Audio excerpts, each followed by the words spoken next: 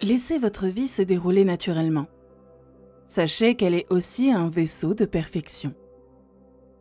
J'ai maintenant terminé 67 versets du Dao et j'ai écrit 67 essais sur le thème. Lorsque vous changez votre façon de voir les choses que vous regardez changent. Et il ne s'agit pas d'un simple jeu de mots, mais d'une vérité quantique.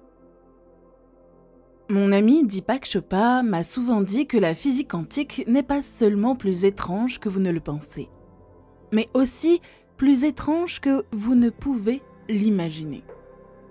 Ainsi, si vous regardez votre origine, l'endroit d'où vous venez, cette chose qui est vraie, appelée le Dao, cette grande source qui est partout, il n'y a aucun endroit où elle n'est pas.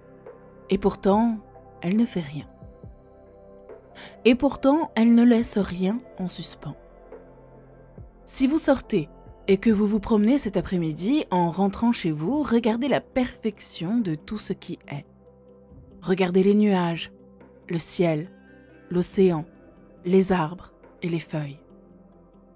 Et plus important encore, regardez l'espace entre les feuilles et regardez l'invisibilité et la perfection de tout ce qui est. Il y a une constance, et cette constance est toujours là. Et votre but, mon but, dans le temps que j'ai avec vous ici aujourd'hui, est de vous convaincre d'aller à un endroit en vous-même où vous pouvez émuler cette perfection divine, qui ne vous demande rien, qui n'utilise jamais la force, qui ne se pousse jamais, qui reconnaît quelque chose. Je vais vous lire un seul des versets du Dao et un peu de ce que j'ai écrit à son sujet. Je lis rarement devant un public, car je n'aime pas qu'on me lise à moi-même. Mais je veux juste partager un peu de cela. Voici ce que dit Dao 2 au verset 29. Pensez-vous pouvoir prendre le contrôle de l'univers et l'améliorer? Je ne crois pas que ce soit possible. Tout ce qui se trouve sous le ciel est un vase sacré et ne peut être contrôlé. Essayer de contrôler même à la ruine, essayer de saisir, c'est perdre. Laissez votre vie se dérouler naturellement. Sachez qu'elle aussi est un vaisseau de perfection.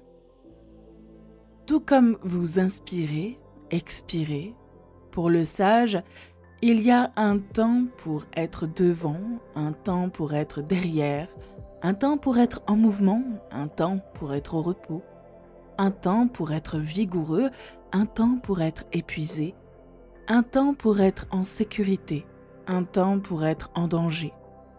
Toute la vie est un mouvement vers la perfection. Alors pourquoi a-t-elle besoin de l'excessif, de l'extravagant ou de l'extrême ? Il y a un temps pour tout. Imaginez si vous saviez cela, si vous saviez vraiment que ce que vous vivez émotionnellement dans votre vie fait partie du fait qu'il y a un temps pour tout et que vous ne faites pas vraiment n'importe quoi. Là, tu ne cesses de le répéter. Vous ne faites rien. Vous êtes en train d'être fait. Vous êtes en train d'être achevé en ce moment même. Vous êtes l'une des 10 000 choses et tout est en train d'être fait. Tout est fait. Par exemple, je fais du yoga tous les matins ou presque, 5 ou 6 jours par semaine. Je fais ce yoga Bikram de 90 minutes, ce yoga chaud. Et cela m'a beaucoup aidé, rien qu'avec cette petite chose toute simple. Il suffit de se rappeler ce que dit le verset 29 du Dao. Il y a des moments où vous êtes en plein yoga, où vous avez une position où vous devez poser ce pied, tourner celui-ci vers le bas, vous baisser comme ceci, prendre ce bras et vous vous dites « je vais le faire ». Et vous devez faire cela pendant 60 secondes dans une pièce à 110 degrés. Et cela après avoir fait beaucoup d'autres postures.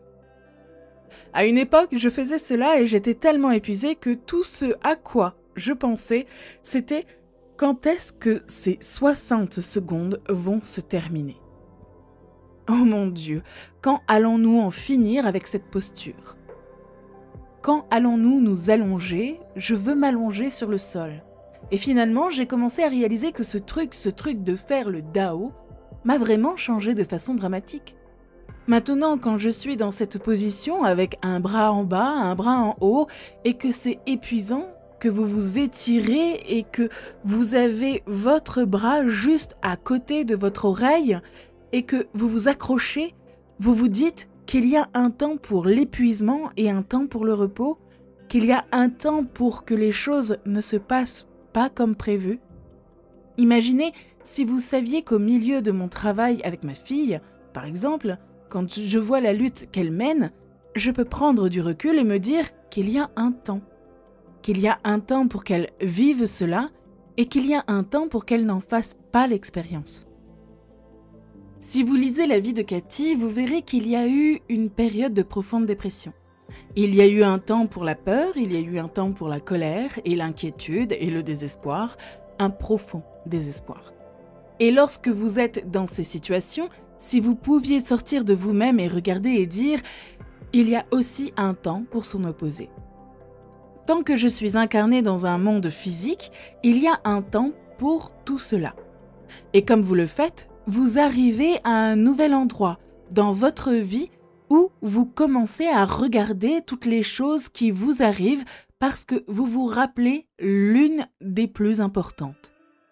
Le verset 40 du Dao dit que tout est une question de retour. Il s'agit de revenir. Retourner à quoi? Retourner à l'endroit d'où vous êtes originaire? Pendant les 9 premiers mois de votre vie, vous avez vécu dans l'eau, à l'intérieur du ventre de votre mère.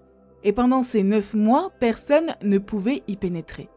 Personne ne pouvait entrer là-dedans et vous faire du mal. Personne ne pouvait entrer là-dedans et vous inquiéter de quoi que ce soit. Il n'y avait pas d'échographie que l'on regardait en se disant « Mon Dieu, je n'ai pas encore donné. Qu'est-ce qui se passe? Je l'espère. J'espère vraiment que j'aurai un nez. J'espère, et si ça n'arrive pas? Vous ne faites pas ça. Et tout d'un coup, parfaitement, tout se déroule exactement comme prévu, indépendamment de votre opinion à ce sujet. Vous ne faites rien. Rien n'est laissé en suspens. Vous êtes achevé, vous êtes vraiment achevé. Et vous étiez totalement, complètement en paix avec cela. Vous vous y abandonniez. Vous l'avez permis. Ce n'était pas une lutte, ce n'était pas une véritable lutte. Et puis, vous êtes sorti de là et vous avez dit « Merci Dieu, merci Dao, merci à la source, nous allons prendre le relais. » Et c'était la plus grosse erreur. Tout d'un coup, vous avez pris le dessus et vous avez évincé Dieu. Ego. E-G-O. Vous avez évincé Dieu. Et vous avez pris un ego. N'est-ce pas? Et qu'est-ce qu'un ego? C'est juste une idée de qui vous êtes. Au lieu d'être un morceau de Dieu, un morceau de la source, vous avez décidé, et ceux qui vous entourent ont décidé que vous étiez quelque chose de différent.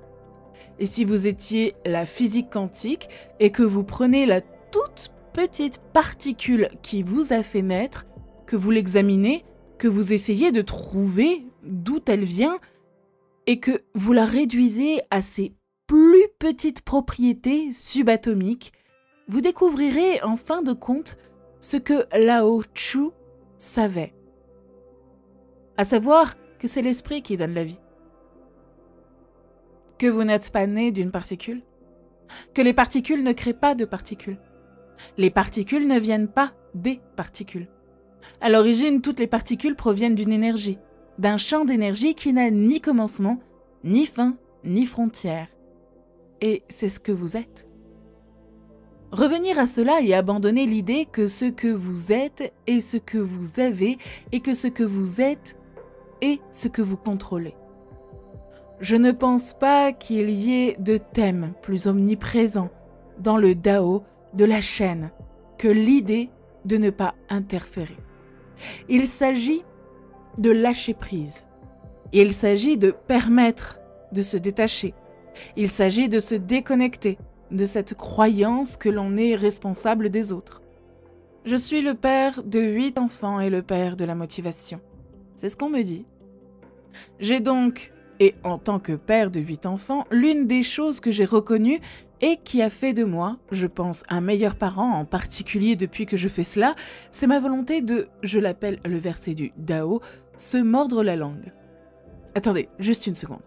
Au moment où vous êtes sur le point d'intervenir, au moment où vous êtes sur le point de dire à quelqu'un d'autre comment il devrait être, ce qu'il devrait faire et comment il devrait le faire, vous prenez du recul et vous réalisez que ce qu'a dit Kali, le grand poète libanais qui écrivait dans le Prophète, n'était qu'une vérité de base. Vos enfants ne sont pas vos enfants. Ils sont les produits de l'aspiration de la vie elle-même. Ils viennent à travers vous, mais pas pour vous. Vous prenez du recul, et je ne peux même pas vous dire à quel point c'est libérateur de réaliser que vous n'avez rien à faire. Vous n'avez personne à contrôler. Vous pouvez être en paix. J'observe et je suis devenue beaucoup plus observatrice, même dans les avions. J'étais à Londres il y a 5 jours et je ne sais pas si vous avez pris l'avion à Heathrow récemment, mais les choses ont vraiment changé.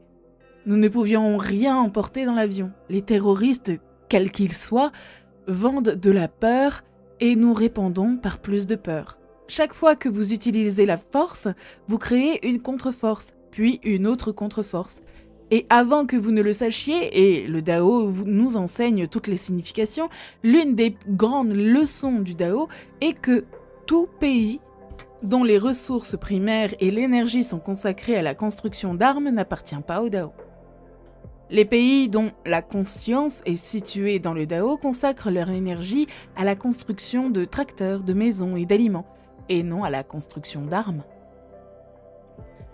J'ai vu un film il n'y a pas très longtemps avec Nicolas Cage sur les seigneurs de la guerre ou quelque chose comme ça. Les seigneurs de la guerre.